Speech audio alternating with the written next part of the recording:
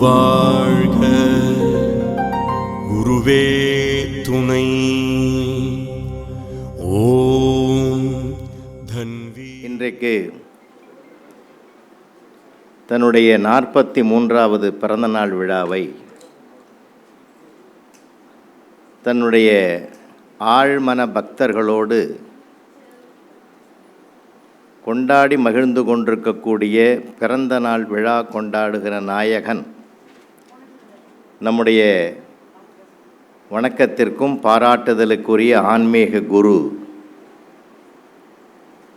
ஸ்ரீ தயானந்த சுவாமிகளுடைய திருவடிகளை மனம் மொழி மெய்களால் வணங்கி மகிழ்ந்து, அவர் பொன்விழா,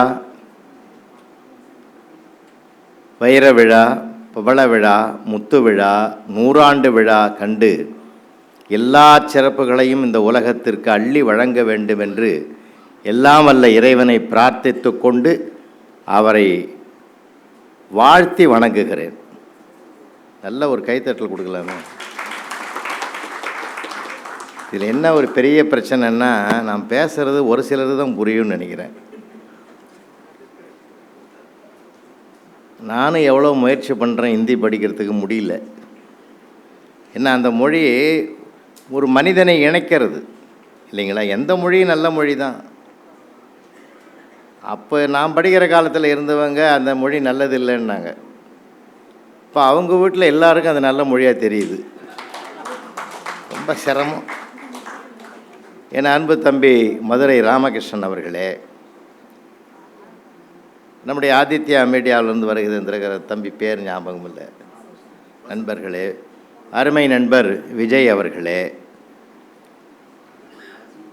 இந்த பிறந்தநாள் விழாவிலே, சுவாமிஜியினுடைய பிறந்தநாள் விழாவிலே விருது பெறுகிற விருதாளர்கள் அனைவரும் பாக்கியசாலிகள், புண்ணியவான்கள். ஏன்னா இந்த நல்ல நாளில் ஒரு மகிழ்ச்சிக்குரிய விருதை அவர் திருக்கரங்களினாலே பெறுவது என்பது பெரிய சிறப்பு. எல்லாருக்கும் இந்த விருது கிடைச்சிடாது, இன்னாருக்கும் இந்த இடத்துல கிடைக்கணும்னு இருக்குது. இந்த இடத்துல நான் வந்து கண்டுபிடித்த 2 பெரிய சிறப்பு என்னன்னா, எந்த சூழ்நிலையிலும் தர்மம் தளராது. பண்புடையார் பட்டொன்று உலகம் அகுதின்றேல் மண்புக்கு மாய்வது மண்ணுன்னு திருவள்ளுவர் சொன்னார். இந்த உலகத்தில் எந்த மூலை முடுக்கில் ஏதாவது ஒரு இடத்தில் ஒரு நல்ல ஆத்மா, நல்ல புண்ணியவான் இருந்தால் அவருக்காக இந்த உலகம் வாழும் என்றால் அந்த ஒருவர் என்பது நம்முடைய குருஜியாக நமக்கு இப்பொழுது இன்றைக்கு பிறந்த நாள் விழா. அவருடைய பார்வையில் தான் நல்லதெல்லாம் படும். இன்றைக்கி பார்த்தீங்கன்னா இந்த 2 சகோதரர்களை நான் நெஞ்சார பாராட்டணும். இல்லை, பெரிய விஷயம். இந்த குடியாத்தம் பகுதியில் இருக்கிற ஸ்ரீகாந்த் இருக்காரா சார்? எவ்வளோ பெரிய விஷயம் சார் அது. இதெல்லாம் சாத்தியமாகாது என்று விலகி கொண்டு போகிற தன்னுடைய சுயநலத்தை மட்டும் பார்த்து கொண்டிருக்கக்கூடிய இந்த காலகட்டத்தில் எத்தனை எதிர்ப்புகள் வந்தாலும் நான் இந்த பொதுநலத்தை பாதுகாப்பேன் என்று கையில் எடுத்துக்கொண்டு செயல்பட்டு கொண்டிருக்கக்கூடிய ஸ்ரீகாந்த் நிறைய வலிமைகளை பெற்று அவருக்குன்னு ஒரு கூட்டம் ஆதரவு பெருகும், நிச்சயமாக பெருகும். ஏன்னா அது இப்போ தெரியாதுங்க, போக போக வருங்கால சமுதாயம் அவரை வாழ்த்தி பின்பற்றுவதற்கு ஒரு நல்ல வழிகாட்டுறார். அதே மாதிரி ஆம்புலன்ஸ் மணிகண்டன், உண்மையிலே நெகிழ்ந்து போனேன். நல்லா கைத்தறி கொடுத்த 2 பிள்ளைகளுக்கு. என்ன, இந்த 2 பிள்ளைகளுக்கும் ஒரு பெரிய சிக்கல் என்ன தெரியுமா? ஸ்ரீகாந்துக்கோ மணிகண்டனுக்கோ வெளியில் இருக்கிற பிரச்சனையை விட அவங்க வீட்டில் தான் பிரச்சனை அதிகம். உனக்கு என்ன இந்த வேலை, சம்பாரிச்சோமா, சாப்பிட்டோமா, இடத்த வாங்கினோமா, வீட்டை கட்டணுமான்னு போகிறத விட்டுட்டு இதெல்லாம் எதுக்குன்னு கேட்கக்கூடிய சூழ்நிலையையும் ஜெயித்து விட்டு சமுதாயத்தினுடைய ஒரு சிற்பியாக, ஒரு அங்கமாக, ஒரு முன்னோடியாக திகழ்கிறார்கள் என்றால் உண்மையிலே மணிகண்டனுக்கெல்லாம் இந்த எண்ணம் எப்படி வந்ததுன்னே தெரியல. நானும் சிந்திச்சு பார்க்குறேன். ஒருத்தருக்கு அண்ணன் இந்த எண்ணத்தை கொடுத்திருக்கிறார், இன்னொருவருக்கு தம்பி இந்த எண்ணத்தை கொடுத்திருக்கிறார். ஒன்றை இழந்தாலும் 1 லட்சம் 1 கோடியை ஈடாகாத ஒரு உயரிய செயலை 2 பேருமே கையில் எடுத்துக்கொண்டு செயல்படுகிறார்கள் என்றால் இந்த நம்முடைய சுவாமிஜியினுடைய பிறந்தநாள் விழாவிலே அவர்களையும் நான் வாழ்த்த கடமைப்பட்டிருக்கிறேன். அன்பானவர்களே, நம்முடைய குருஜியினுடைய தனி பெருமை, தனி சிறப்பே என்னன்னா, அன்புதான் உலகத்தை ஆளும், அன்புதான் முக்கியம் என்று முன்னிறுத்துகிறார். அன்புக்கு நிகரானது உலகத்தில் எதுவும் கிடையாது. அந்த அன்பினுடைய வெளிப்பாடாகத்தான் நம்முடைய குருஜி அவர்கள் இந்த பிரபஞ்சத்திற்கு சொல்லக்கூடிய செய்தி என்னன்னா, எல்லாரையும் சமமாக பாவிப்பது.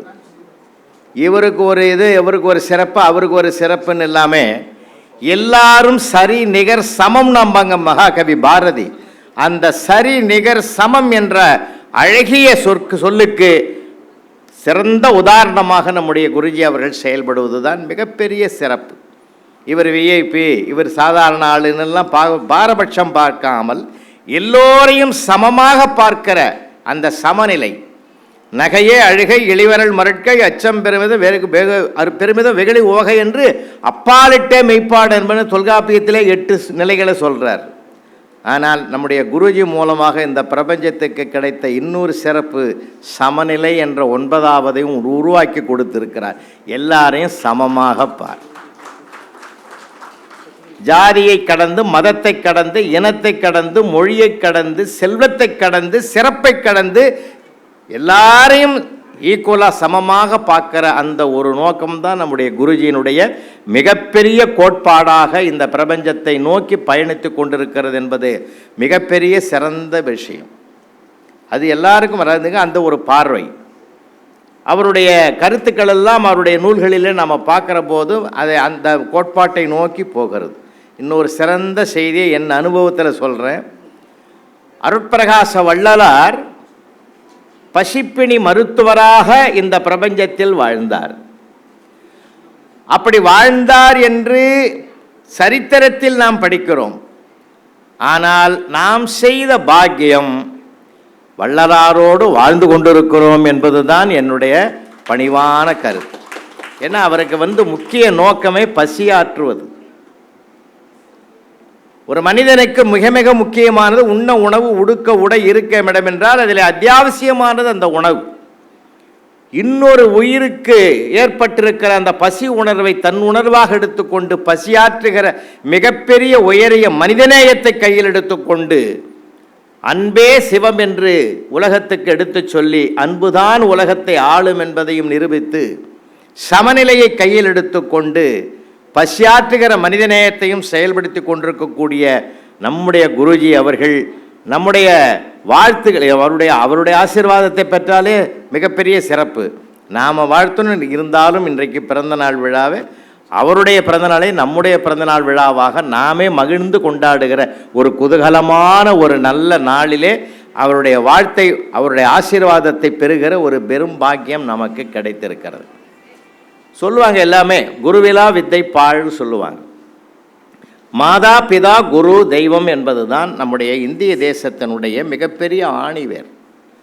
குருவில்லாமல் எதுவுமே செயல்பட முடியாது. தனக்கு பாடம் சொல்லி கொடுக்க மறுத்த துரோணரை கூட ஒரு சிலையை உருவாக்கிட்டு அந்த சிலையை குருவாகவாக ஆன்மீகமாக அதாவது மானசீகமாக ஏற்றுக்கொண்டு வணங்கி கலைகளை கற்றுக்கொண்டான் ஏகலவன் என்பது நாம் அறிந்த வரலாறு இல்லையா? அப்படின்னா நமக்கு இன்னும் ஒரு பெரிய சிறப்பு என்னன்னா, உலகத்தில் பல குருமார்கள் நாங்களும் பல இடங்களில் பார்க்குறோம். ஆனால் சில குருமார்களை கிட்டேயே நெருங்க முடியாது. ஆனால் ஒரு தோழமை உணர்வோடு அன்போடு அரவணைத்து ஒரு குகனை ராமன் ஏற்றுக்கொண்டு பக்கத்தில் இருக்க வைத்தது போல நம்மையும் சேர்த்து அவர் அருகில் இருக்க வைக்கிறார் என்றால் அதுதான் அவருடைய மிகப்பெரிய தனிச்சிறப்பு. அதுதான் மிகப்பெரிய வல்லிங்க. அது நீங்கள் உணர்வு பூர்வமாக பார்த்தீங்கன்னா தான் தெரியும். சில இடங்களில் கிட்டே போக முடியாது சார் இல்லை. ஆனால் நம்ம அருகில் போய் பார்க்குறோம், பக்கத்தில் இருக்கிறோன்ற அது ஒரு பெரிய அந்த நமக்கு கிடைத்த குருவினுடைய மிகப்பெரிய மகிமைன்றது. ஏன்னா நான்லாம் ஆசிரியர் பணியில் இருந்தவன். ஏறத்தாழ ஒரு 36 ஆண்டுகள் அந்த பணியில் இருந்தவன். ஒரு குரு ஸ்தானத்தில் இருந்தவன். அது வேற குரு இல்லையா? இது அறிவை சொல்லிக் கொடுக்குற குரு, அது ஞானத்தை போதிக்கிற குரு இல்லை. எங்களுக்கெல்லாம் வெளியிலிருந்து உள்ளே போகும், சுவாமிஜி எடுத்து உள்ளே இருந்து வெளியில் வரும். அதுக்கு பேர் தான் ஞானம்னு பேர். அதுக்கு பேர் தான் அத்தனையும். அந்த கல்வியைத்தான் அவர் விரும்புகிறார். அது அடுத்த கட்டம், பெரிய சிறப்பு. அது புத்தகத்தில் ஏட்டிலே படிக்கிற கல்வி அவர் சொல்லலை. எப்பயுமே புத்திகள் ஏற்றப்படுகிற கல்வி இல்லை, புத்தியில் உதயமாகிறது கல்வி. அந்த ஞானம் அந்த பெரிய சிறப்பு. அந்த ஞான வெளிச்சத்தினுடைய வடிவமாகத்தான் சுவாமிஜி நமக்கு அருள் பாலிக்கிறார். மனிதனுக்கு இன்றைக்கி குருவருள் நிச்சயமாக தேவைப்படுது. ஏன்னு கேட்டிங்கன்னா, நம்ம வேலையே நம்ம மறந்து போகுது. நான் ஒரு உதாரணம் சொன்னால் சரியாக இருக்கும்னு நினைக்கிறேன். எனக்கு தெரிஞ்சு நான் ஒரு 20 வருஷத்துக்கு முந்தி சன் டிவியில் பேசுனது தான், இதுதான் நினைவுபடுத்துகிறேன். ஒரு 10 அடுக்கு மாடியில் 10வது மாடியில் 3 நண்பர்கள் ஒன்றா வேலை செய்கிறான் ஒரு செக்ஷனில். தினம் மத்தியானம் 1 மணிக்கு லன்ச்சு டைமில் 3 பேர் தான் ஒன்றா உட்காந்து சாப்பிடுவான். ஒருத்தன் டிஃபன் பாக்ஸை திறந்தா இட்லி, இன்னொருத்தன் டிஃபன் பாக்ஸை திறந்தான் உப்புமா, இன்னொன்று சப்பாத்தி. திங்கக்கிழமை திறந்தான், செவ்வாய்க்கிழமை திறந்தான், புதன்கிழமை திறந்தான், வியாழக்கிழமை, வெள்ளிக்கிழமை, எல்லா நாளும் அதே உணவு தான். இந்த வெள்ளிக்கிழமை இந்த இட்லி எடுத்து வந்தவனுக்கு கோவம் வந்துடுது. அடுத்த திங்கக்கிழமை வரும்போது இதே இட்லி இருந்தால் இந்த 10வது மாடியிலேருந்து நான் கீழே விழுந்துடுறேன், எனக்கு இது வெறுத்து போச்சேன்னு சொன்னான். இவனே சொல்லிட்டானே சீனியரு, நாம் சும்மா இருக்கலாமான்னு அடுத்தவன் உப்புமாவுக்காரன் நானும் அதே மாதிரி தான், இதே உப்புமாவை வச்சான்னா நானும் விழுந்துடுறேன்னா. 3வது இருக்கிறவன் சப்பாத்திக்காரன் சொன்னான், நீங்கள்லாம் இது மாதிரி ஒரு முடிவு எடுத்தால் நான் மட்டும் சும்மா இருப்பேனா, நானும் அதே முடிவில் தான் இருக்கிறேன்னா. திங்கக்கிழமை வந்தது சார், மத்தியானம் 1 மணிக்கு 3 பேரும் ஒன்றா உக்காந்து அவன் லஞ்சு பாக்ஸை திறந்தான். இப்போ குலதெய்வத்தெல்லாம் வேண்டிக்கின்னு திறந்தான். அதே இட்லி, அதே உப்புமா, அதே சப்பாத்தி. இந்த இட்லி எடுத்து வந்தேன், நான் சொன்ன சொல்ல காப்பாற்றணுமேன்னு மேலேருந்து கீழே விழுந்துட்டான் சார், ஃப்ராக்சர் ஆகி கிடக்கிறான். அந்த உப்புமாவுக்காரனும் அவனே சொன்ன முடிவு தானே, நாமனும் வழி முடிஞ்சேன்னு அவனும் விழுந்துட்டான். இந்த சப்பாத்திக்காரனும் சைலண்ட்டாக போய் விழுந்துட்டான். 3 வீட்டுக்காரனுடைய அம்மாக்கள் ஒய்ஃப் வந்தாங்க. இட்லிக்காரம்மா சொல்லிச்சு, இங்கே ஆளுக்கு அந்த மாதிரி ஒரு முடிவு எடுக்க மாட்டான், யாரோ ஒருத்தன் சொல்லி கொடுத்து தான் என் ஆளை கெடுத்துட்டான்னு அந்த அம்மா அழ ஆரம்பிச்சுது. இந்த உப்புமாக்காரன் தான் சொல்லிச்சு, அப்படிலாம் சொல்லாத, என் வீட்டுக்காரன் அப்படி தான், உன் வீட்டுக்காரன் தான் சொல்லியிருப்பானோன்னு அது சொல்லிச்சு. இந்த சப்பாத்திக்காரம்மா எதுவுமே அழலை, ஆரவாரம் பண்ணலை, ஓரமாக உட்காந்துங்குது. இந்த 2 பெண்களும் கேட்டாங்க, ஏம்மா உங்கள் வீட்டுக்காரன் தானே கீழே விழுது பாதிக்கல, ஏன் கம்முன்னு இருக்கிற, அழலையா? அதெல்லாம் ஒன்றும் இல்லை, நீங்கள்லாம் வருத்தப்படுறதில்ல, நியாயம் இருக்குது. இந்த ஆள் தான் டெய்லி சப்பாத்தியை போட்டுன்னு வரான். இவன் இப்படி ஒரு முடிவு எடுத்திருந்தான்னா இவனே மாற்றி நின்றுருக்கலாம் இல்லை. இவன் எதுக்கு செஞ்சு அதையே கொண்டு வந்து அதையே செஞ்சான். ஏன்னா தான் செய்வது என்னவென்றே அறியாமல் போகிற சமுதாயத்தில் தான் நம்ம அதிகமானவர்களை பார்க்குறோம். உண்மையா இல்லையா? நாம அதான் தன்னை அறியின் தனக்கொரு கேடில்லைன்னார் திருமூலர். தன்னை அறிஞ்சிட்டாலே எல்லாம் எந்த கேடும் வராது சார். அது ஒரு குருவினால் தான் நமக்கு சாத்தியமாகும். அந்த குருவருள் நமக்கு சுவாமிஜி மூலமாக பல உண்மையான செயல்பாட்டுக்கு ஏற்றுக்கொள்ளக்கூடியது தான் நமக்கு அவர் தர்றார். ஏன்னா அதனால தான் அற்பகாச வள்ளலாருன்னு சொன்னார், அன்பெனும் பிடியுள் அகப்படும் அலையன்னார். அன்புக்கு கட்டுப்படாத உலகமே கிடையாது. இந்த அன்பு என்பது தான் ஒரு மனிதனைய ஈர்க்கக்கூடியது. அந்த எளிமையான அன்பு, எளிமைத்தன்மையை கொடுக்கறதும் அந்த அன்பு தான். அதைத்தான் ஐயா அவர்கள் ரொம்ப நம்முடைய குருஜி அவர்கள் நமக்கு கற்றுத்தருகிற மிகப்பெரிய பாடம். இந்த 43வது பிறந்த நாளை அவர் இவ்வளவு குதூகலமாக சென்றாண்டு நாங்கள் வந்தோம். 42க்கு வந்தோம், இப்போ 43 வரும். தொடர்ந்து பொன்விழா, வைரவரா 60, 70 எல்லாத்துக்கும் நாங்கள் வருவோம். அவருடைய அருள் நம்மக்கிட்ட இருக்கிற வரைக்கும் நம்ம வந்துக்கிட்டே இருக்கலாம், நம்ம வாழ்த்துக்கிட்டே இருக்கலாம். அதனால் அவருடைய அந்த யோகாசன முறைகளெல்லாம் பார்க்குற போது ரொம்ப வியப்பாக இருக்குது. இந்த சமுதாயத்தில் ஒரு மனிதனை நீண்ட ஆண்டுகள் வாழ வைக்கக்கூடிய மிகப்பெரிய சிறப்பு. அதில் தான் அவ்வளவு ஞானமும் அடங்கி இருக்கிறது. நாங்களும் ஒரு வகையில் ஒரு வைத்தியர்கள், பல நோயாளிகள் நாங்கள் டாக்டர்கிட்ட அனுப்பாத பாதுகாத்துக்கின்னு வரோம். அதில் எனக்கும் பங்கு உண்டு, தம்பி ராமகிருஷ்ணனுக்கும் பங்கு உண்டு. ஏன்னா நாங்கள் பல கூட்டங்களை நாங்கள் பார்க்குறோம், போகிறோம், வரோம். ஒரு குருவும் மாணவனும் அமைவது என்பது லேசான விஷயம் இல்லை. அந்த குரு சீடனை நம்மளாம் இவ்வளோ பேர் டிவோட்டிஸாக நம்ம இருக்கிறோம். நமக்கு தெரியுது அந்த ஆத்மார்த்தமான அந்த ஞானத்தினுடைய வெளிச்சத்தை நம்ம உணர்கிறோம். ஆனால் இங்கே ஆசிரியர் மாணவர் குருன்றது வேறு விஷயங்க. எங்களுக்கு தான் அவனால் எங்களுக்கு தான் பக்குவம் வந்தது. நாங்கள் அவங்களுக்கு பக்குவத்தை உருவாக்குறத விட அவங்களால தான் எங்களுக்கு பக்குவம் வந்ததுங்க.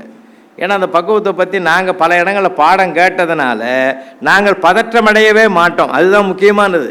இன்னும் சொல்ல போனால் இந்த மகான்களுடைய அருட்பார்வையினால் எங்களுக்கு கிடைத்த பலன் என்னன்னா, தாக்குதலை கூட தாங்குதலாக மாற்றிக்கொள்ளுகிற பக்குவத்தை நாங்கள் பெறுவோம். ஏன்னா இதே கும்பகோணத்துக்கு நான் ரோட்டரி மீட்டிங் பேச போயிருந்த போது எங்கள் வீட்டம்மா சொல்லிச்சு, உனக்கு கும்பராசிக்காரன், அங்கே கும்பேஸ்வரரை போய் தரிசனம் பண்ணிட்டு வா அப்படின்னு. சரிம்மான்னு சொல்லி ஒரு கடையில் போய் ஒரு 100 ரூபாய் எடுத்து கொடுத்து அந்த பூஜை தட்டு கொடுப்பான்னு அவன் பூஜை தட்டை எடுத்து கொடுத்தான். அதில் பார்த்தா தேங்காய் இருக்குது, வாழைப்பழம் இருக்குது, கற்பூரம் இருக்குது, எல்லாம் இருக்குது, பூ இருக்குது. எப்பா முக்கியமானது இல்லையப்பான்னு கேட்டேன். என்ன சார் முக்கியமானது? எல்லாம் தான் இருக்குது அப்படின்னா. முக்கியமானது வெத்தலைப்பாக்குடா, அதுதான் முக்கியம். 2 வீட்டு ஏன் சார் வெத்தலைப்பாக்கு அவ்வளோ முக்கியம்னா, ஒன்று கேட்டுட்டேன், கேள்வி கேட்ட பதில் சொல்லணும் என் கடமை இல்லையா? 2 சம்பந்தி கூட பொண்ணு வீட்டுக்காரனும் புள்ள வீட்டுக்காரனும் தட்டு மாற்றிக்கிறான். என்ன தட்டை மாற்றிக்கிறான்? வெத்தலைப்பாக்கு தட்டை தான் மாற்றிக்கிறான். ஏன் தெரியுமா? சிலது செடியில் கிடைக்கும், செடி அதோடு நின்றுடும். சிலது மரத்தில் கிடைக்கும், மரம் அதோடு நின்றுடும். ஆனால் கொடிக்கு அளவே கிடையாது. எத்தனை கிலோமீட்டர் வேணாலும் படர்ந்து போயிட்டே இருக்கும். அந்த கொடியில் கிடைக்கிற வெத்தலையை கொண்டு வந்து மாற்றிக்கிறது ஏன் தெரியுமா? ஓன் உறவும் என் உறவும் கொடி போல் படரணுன்றதுக்கு தாண்டா வெத்தலையே நம்ம வைக்கிறோம். அப்போ பரமாத்மாவுக்கும் ஜீவாத்மாவுக்கும் இருக்கிற தொடர்பு பிறவிதோறும் தொடரணுன்றதுக்கு தாண்டா இந்த வெத்தலை பாக்கையே வைக்கணும். இவ்வளோ செய்தி இருக்குதா சார்? இவ்வளோ தெரிஞ்சிருந்தால் நான் வாங்கியாந்து வச்சுருப்பேனே.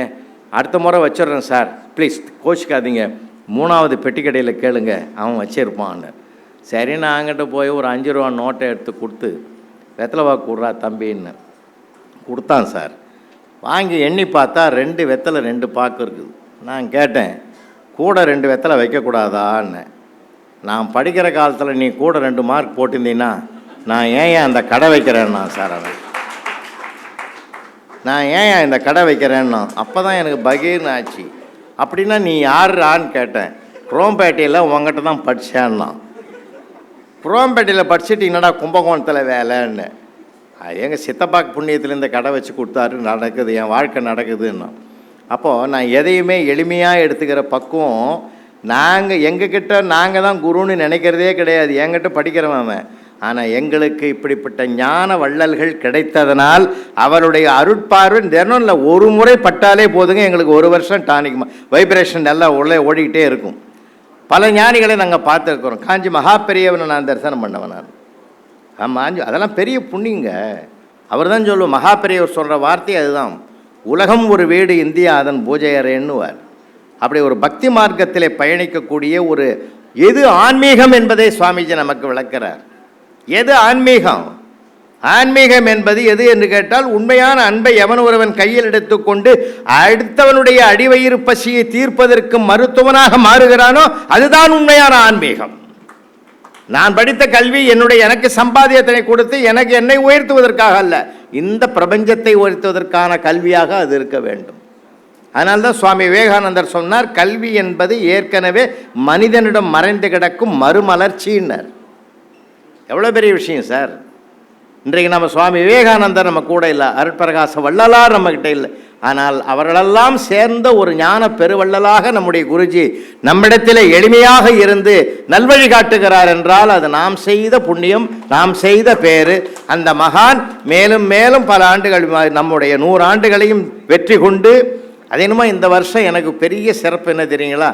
அண்ணா ஒரு 3 மாதத்துக்கு முந்தைய அண்ணா நகரில் ஒரு பாட்டிக்கு 101வது பிறந்தநாள் விழாவில் பேசிட்டு வந்தேன். உண்மையிலே பெரிய விஷயம் இல்லை அது. அந்த அம்மாவுக்கிட்ட ஆசீர்வாதம் வாங்கிறதுக்குன்னே போனேன்.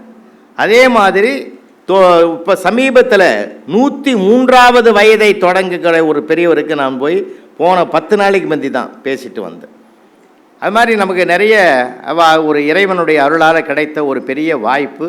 இதில் என்ன பெரிய சிறப்புன்னா, சாதாரண மானுட வாழ்க்கையை கையில் எடுத்து கொண்டவர்களை நம்ம வணங்குவதை விட இன்றைக்கு பிரபஞ்சத்தை நோக்கி பயணிக்கக்கூடிய குருவருளில் நிறைந்திருக்கக்கூடிய நம்முடைய மகான் அவருடைய பிறந்த நாளிலே நாம் ஒரு அங்கமாக கலந்து கொண்டு அதிலே பங்கு பெறுவது என்பது மிகப்பெரிய நாம் செய்த புண்ணியம். அதுதான் நான் நினைக்கிறது. நம்முடைய அவங்கெல்லாம் இறங்கி வர்றது 2 விஷயத்தை நான் சொல்லி முடிச்சு விட்றேன். நம்ம எப்பயுமே ஒரு மனிதன் எப்பொழுது ஏற்றமடைய முடியும்னா சுவாமிஜியினுடைய அருளில் அதுதான். எந்த ஒரு மனிதன் தன்னை இறங்கி வருவதற்கு தயார்படுத்தி கொள்ளுகிறானோ அந்த மனிதனால் பல ஏற்றங்கள் இந்த சமுதாயத்தில் உருவாகும் என்பதற்கு அவர்களே சாட்சியாக இருக்கிறார் என்று நாம் பெருமையோடு நாம் இதை வணங்கி அவர்களுடைய திருவடிகளை வணங்கி மகிழ்ந்து அவர்களை ஆத்மார்த்தமாக நாம் வாழ்த்துவோம். அத்தனை வாழ்த்துக்களும் ராமபிரானுக்கு அணில் தன்னால் முடிந்த உதவியை செய்ததை போன்றதாக இது அமையும் என்று சொல்லி சுவாமிஜி அவருடைய இனிய இந்த பிறந்தநாள் விழாவில் நம்முடைய SRM பல்கலைக்கழகத்திலிருந்து வருகை தந்திருக்கிற டாக்டர் சிவா அவர்கள் என்னுடைய சார்பாக ஒரு பொன்னாடை போத்தி அவருக்கு பெருமை சேர்க்கணும்னு நம்முடைய பேராசிரியர் அவர் அங்கே SRM பல்கலைக்கழகத்தில் பணியாற்றுகிறார். அவர் இங்கே வந்திருக்கிறார். அவரையே அவரை அழைக்கிறேன்னா அவங்க அப்பாவே ஒரு குருமகா சன்னிதானமாக இருக்கிறவர், அவருடைய பிள்ளை அவர். அதனால் அவருக்கு அந்த வாய்ப்பை இங்கே கொடுத்து சுவாமிஜியினுடைய திருவருளை பெற வேண்டும் என்பதற்காக அவர்களை உங்கள் அத்தனை பேர் சார்பாக அன்போடு அழைக்கிறேன். அப்படி மேலே வாங்க. குருவாழ்க குருவே துணை. ஓம் தன்வீர் தயானந்தா. பேராசிரியர் டாக்டர் சிவா அவர்களுக்கு நன்றி. அவர் வேற யாரும் இல்லை, என் மருமகன் தான் அவர். ஏன்னா நமக்கு உரிய இடத்த அவங்களுக்கும் கொடுக்கணும் இல்லையா, நமக்கு உரிய இடத்த அவருக்கும் கொடுக்கணும் இல்லை. ஏன்னா நம்ம உறவுகளையும் கையில் வச்சுருக்கணும், நண்பர்களையும் கையில் வச்சுருக்கணும். உறவும் நட்பும் இல்லாமல் உலகத்தை வெல்ல முடியாது.